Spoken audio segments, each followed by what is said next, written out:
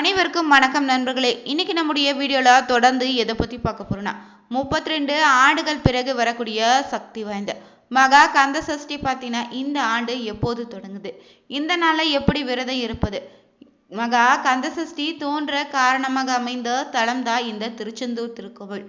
இந்த திருச்செந்தூர் திருக்கோவில்ல எந்த நாள் சென்றா முழு பலனையும் பெறலான்னு தெரிந்து கொள்ள இந்த ஒரு வீடியோவை கடைசி வரைக்கும் ஸ்கிப் பண்ணாம பாருங்க. மேலும் நீங்கள் புதியவராக இருந்தீங்கன்னா மறக்காமல் நம்ம சேனலை சப்ஸ்கிரைப் பண்ணிவிட்டு கூடவே இருக்க பெல் பட்டனை கிளிக் பண்ணிக்கோங்க. நீங்கள் தனிப்பட்ட முறையிலும் ஜாதகம் பார்ப்பதாக இருந்தீங்கன்னா ஜாதகத்தில் தெளிவான பதிவையும் பரிகாரத்தையும் பெற்றுக்கொள்ள நீங்கள் வீடியோவில் டிஸ்கிரிப்ஷனில் கொடுத்துருக்க நம்பருக்கு மறக்காமல் கால் பண்ணி தெரிஞ்சுக்கோங்க.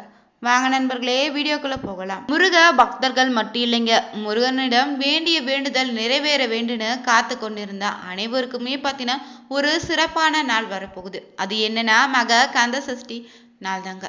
இந்த மகா கந்த சஷ்டி விரதம் இருப்பதால பார்த்தீங்கன்னா குழந்தை பாக்கியம் கிடைத்திடுங்க, உயர் பதவினே நீங்க வேண்டிய அனைத்து வேண்டுதல்களும் நிறைவேற இந்த நாட்களை நீங்க தவற விடாதீங்க.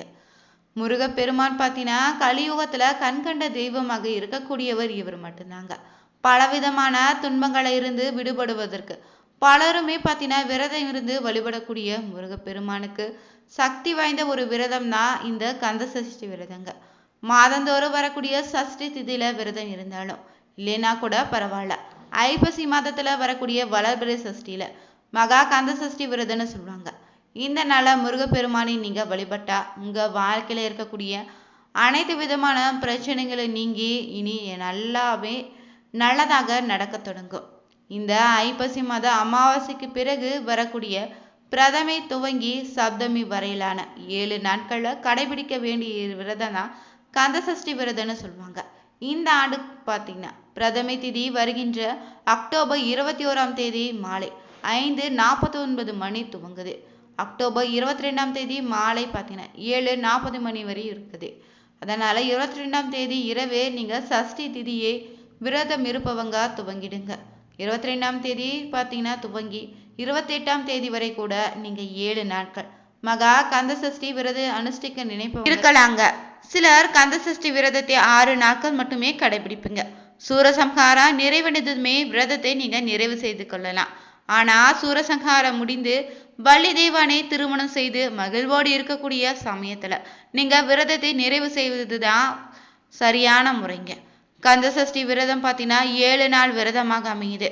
கந்த சஷ்டி விரதம் இருந்தீங்கன்னா உங்க வாழ்க்கையில பார்த்தீங்கன்னா செல்வம் சேர்ந்துடுங்க, தீர்க்க முடியாத நோய்களும் தீர்ந்துடும், திருமணம் நடைபெற, வேலை கிடைக்கணும், வீடு வாங்கணும், வாழ்க்கையில என்னெல்லாம் தேவை உங்களுக்கு இருக்குதோ அனைத்தும் கிடைக்க வேண்டும்னு நினைச்சீங்கன்னா உங்களுக்கு பார்த்தீங்கன்னா ஒரு அற்புதமான நாளாக இந்த 7 நாட்கள் அமைய போகுது. இந்த 7 நாட்களை நீங்க முருகப்பெருமானுக்காக விரதம் இருந்தீங்கன்னா உங்களுடைய வேண்டுதல் எதுவாக இருந்தாலும் அதை நிச்சயம் நிறைவேறுங்க. இந்த கந்த சஷ்டி விரதம் இருப்பதுல பல வகைகள் இருக்குது.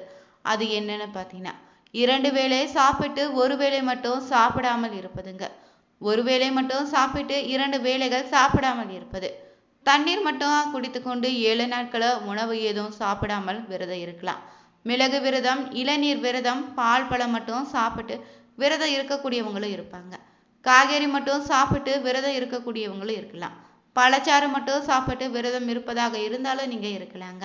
7 நாட்களுமே யாருடனும் பேசாம மௌனமாக விரதம் கூட இருப்பது பல வகைகள்ல நீங்க முருகப்பெருமானுக்காக இந்த 7 நாட்கள்ல விரதம் இருந்தீங்கன்னா உங்களுக்கு அளவில்லாத பலனை பெறலாங்க.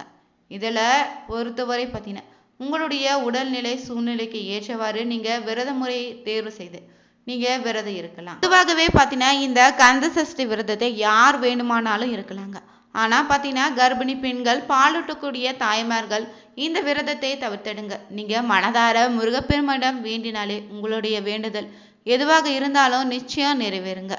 பெண்களுக்கு விரதம் இருக்கும்போது மாதவிடாய் வந்து விட்டா பூஜை அறைக்கு செல்லாம, பூஜை எதுவும் செய்யாம கூட வெளியில் இருந்தபடி விரதத்தை நீங்க தொடங்கலாங்க.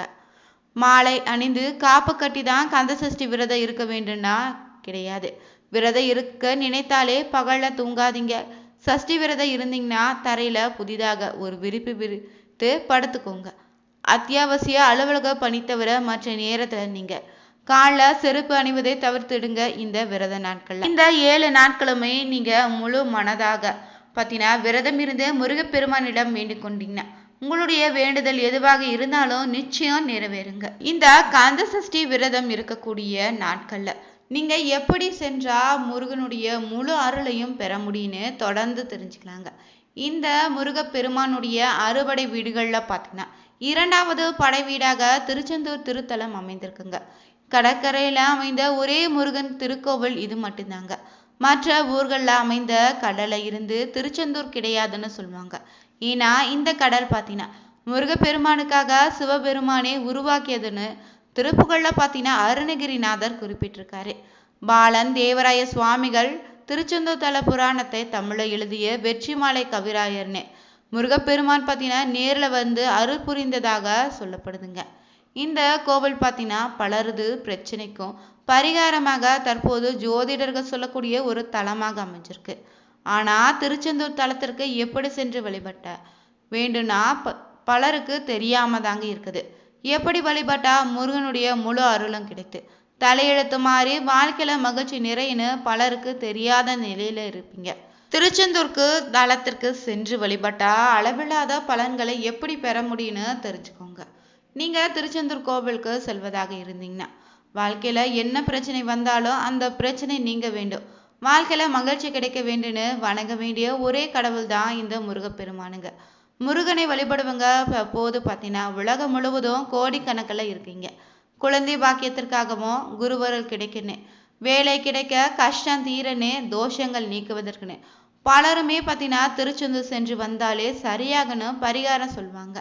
திருச்செந்தூர் சென்று வரக்கூடிய அனைவருக்குமே பார்த்தீங்கன்னா பிரச்சனைகள் அனைத்தும் தீர்ந்துடுது, தலையெழுத்து மாறி விடுதுன்னு சொல்ல முடியாது. ஏன்னா திருச்செந்தூர் சென்று வந்துமே ஒன்றுமே நடக்கலைன்னு புலம்பக்கூடியவங்களும் இருக்கதான் செய்றீங்க.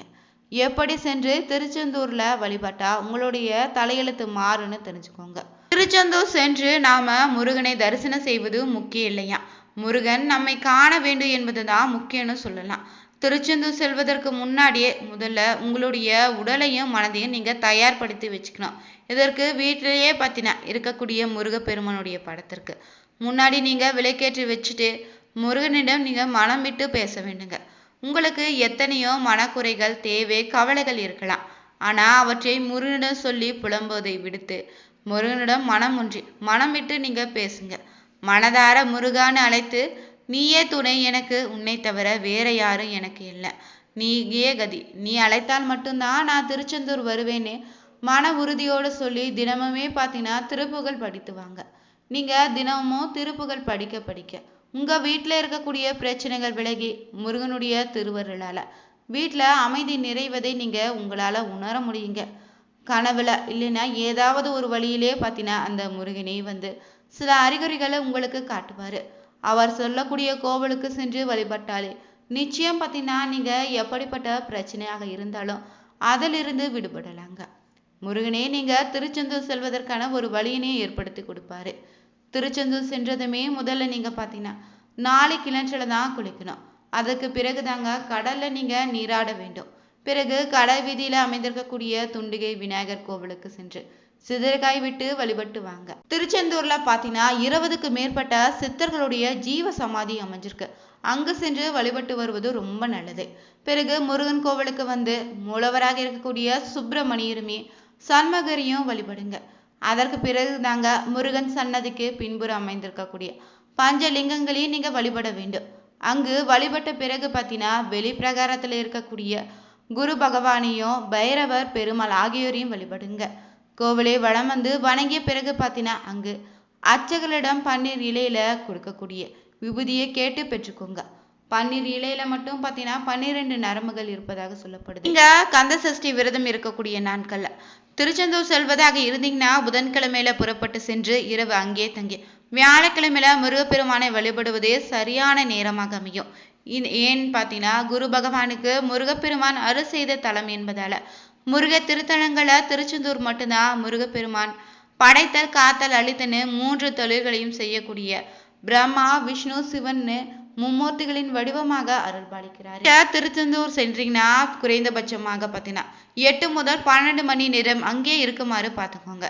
அப்போது தாங்க அந்த முருகப்பெருமானுடைய முழு அருளும் உங்களுக்கு கிடைத்திடுங்க. இந்த வீடியோ பிடிச்சிருந்தா மறக்காம நம்ம சேனலை சப்ஸ்கிரைப் பண்ணிட்டு கூடவே இருக்க பெல் பட்டனை கிளிக் பண்ணிக்கோங்க. லைக் பண்ணுங்க, ஷேர் பண்ணுங்க, கமெண்ட் பண்ணுங்க. அனைவருக்கும் நன்றி நண்பர்களே.